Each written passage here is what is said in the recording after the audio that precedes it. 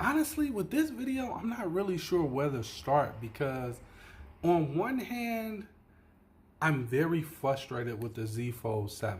On the other hand, it's like it do got some things that I really like. Case in point, right now, I wanted to cut this video right now in the moment versus having to wait until I get home and record this video when the frustration of the phone is gone and I'm back to normal. So in that sense, I was able to just set the phone up and start recording. Now, I am recording it on the Z Fold 7. I'm not mic'd up or anything like that. And so if you want to see what, this phone can do from that standpoint, this is a great example of it. But the way I see it is 7 main reasons that have me thinking about returning this phone after day number 2 of having it. Now, as I stated in the original unboxing, like, I'm not an Android person. Like, I'm just not. This is my first time really dipping my toe into it since the HTC Dream.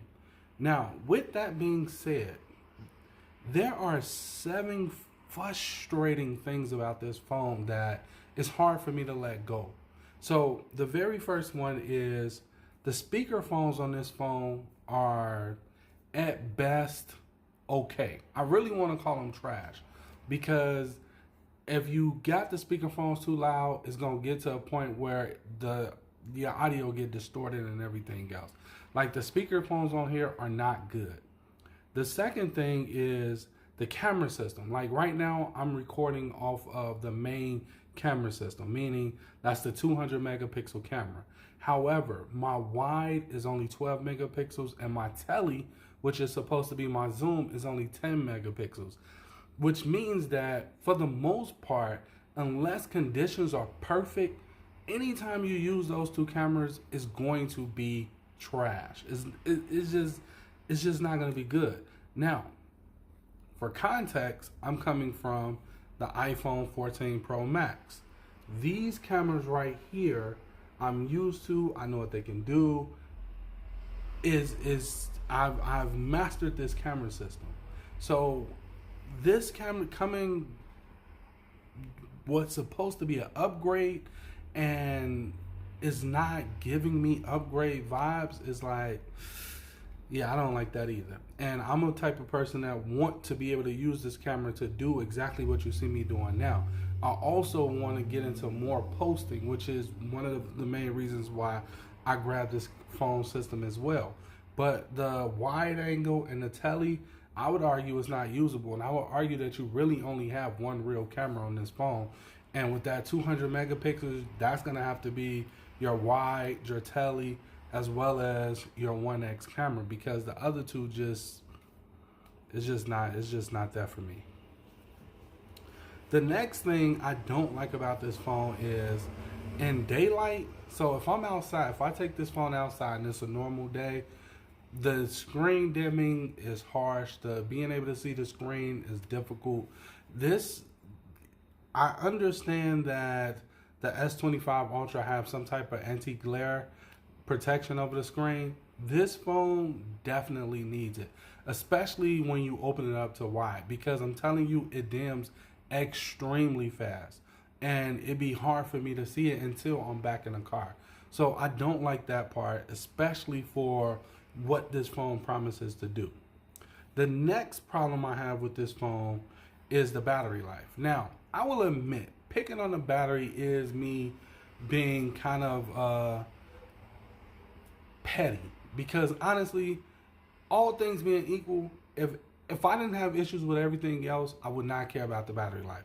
I know a lot of people bag on the battery being 4,400 milliamps, but honestly, I keep a 10,000 milliamp battery portable charge on me. So that means I could top this off twice if I needed to and don't need to worry about an outlet. So for me, it would be really good. But because I got all these other things wrong with the phone or that I don't like about the phone, that just, it's like the cherry on top. It's just like, why?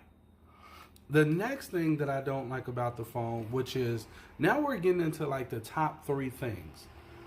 Like, the next thing, the top number 3 thing that I don't like about this phone is it throttles, meaning that you're going to have, when you first start editing a video, I spent $30 on LumaFusion for Android just to be able to test it out, see how I like it.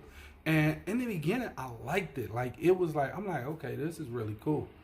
But over time, you can see as the phone got hotter, you started throttling drastically. You went from being able to smoothly edit and it be enjoyable to you being like, okay, well, I think I need to sit the phone down and come back later and let it cool off. Especially if you're doing anything dealing with fixing your audio or anything like that. You're definitely going to throttle. For me, I don't like that because, I feel like it could have been avoided. The second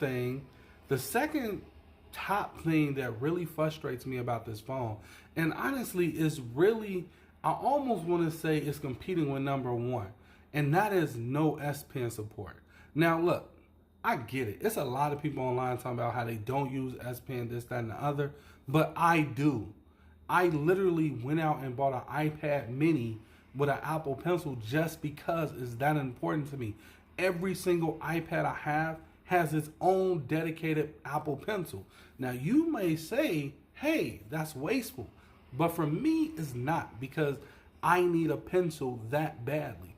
So for this to not have S Pen support is very frustrating when the S25 Ultra has S Pen support. It's like if there was gonna be something that should have S Pen support, it should have been this one. I should be able to open this up into tablet mode, do my little sketches or my little ideas, close it up, take it over to OneNote, import that image, and then start typing up whatever the rest of my script is from there.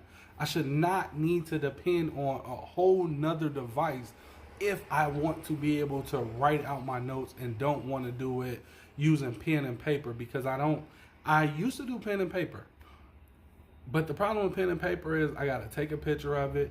I got to import it into my photos. It's not really good. iPhones has never really been good with photos like that. Now, I did notice with this phone and their photos, you can actually tag it. So that was a feature that I actually liked. But I still feel like this should have S Pen for the price point, which brings me to number one. The number one reason why I'm considering giving this phone back and swapping it out for the S25 Ultra is because of the price point. I spent $2,313.46 on this phone. And at that price point, there's no way in the world it should have all these compromises. I shouldn't have to compromise that much just to be able to have this phone. And I get it. A lot of people gonna say, well, I prefer it to be thin. And because it's thin, look, if thin is costing me over $2,300 and thin is costing me these 7 major hiccups for me, I don't want a thin phone. I don't. I want a reasonable size phone that don't throttle, that has S Pen support. The battery life, honestly, I really don't care about that. Just don't let it throttle. Just give me a reflective coating on the phone so I can take it outside and make me feel like the premium price that I'm paying for this phone isn't just because I need it as a tech YouTuber and it's the hot thing on the market and what people expect me to play with right now. Like, I don't want to have the phone for that one reason. Now, granted, it is really, really cool that I can set this phone up like this without a tripod or anything else. As a matter of fact, right now I'm sitting on top of a trash can, like one of those little trash cans that be in the office, because obviously I'm in the office. But other than that, it's just sitting up there and it's recording, it's doing this thing. I personally think that's very cool. This is the type of stuff that I wanted to be able to use this for. And as far as tasking, as far as multitasking, it's okay.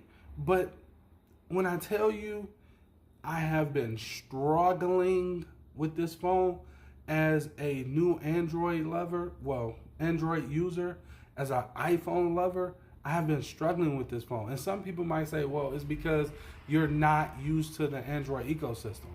Look, that's not it. I could be the first to tell you that's not it. I actually thoroughly enjoy using Android. And specifically, I like the One UI 8 and I like the one-handed operations that it get. And the flexibility and the customization that you get off this is like a chef kiss. I love it. That's not the problem.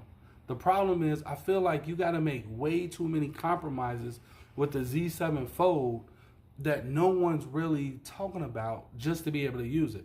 And I know everybody say it's not perfect, but I want to know, like, if I'm a creator and I'm using this in my work, in my everyday workflow, like what is everybody else doing for these problems? Like it's frustrating because it's big trade-offs with a ton of money. Now, the main reason why I want to switch is because of that S Pen support. That lack of S Pen support, I'm telling you, you just don't know how bad it frustrates me because I just don't understand it. Because yes, to be able to say the phone is super slim, I get it. It's a marketing. I ain't gonna say it's a marketing gimmick, but it's a point of talk for marketing. I get it. Like it gets the attention you need, but I don't know if it was worth it in the end. Like seriously, I don't.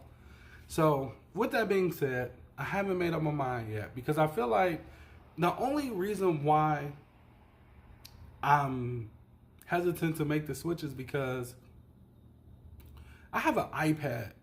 So while not having S Pen on here suck, once this 7 days is up with me only being able to use this and not any of my iOS devices, I won't feel like this because I'll just grab my iPad and I'll do my doodling on there and then I'll still have this.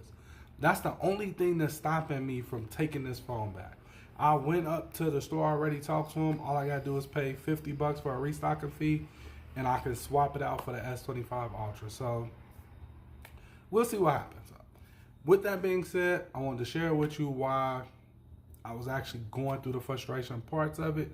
I'll catch you in the next video. If you enjoyed it, make sure you give me a thumbs up. Till next time. Later.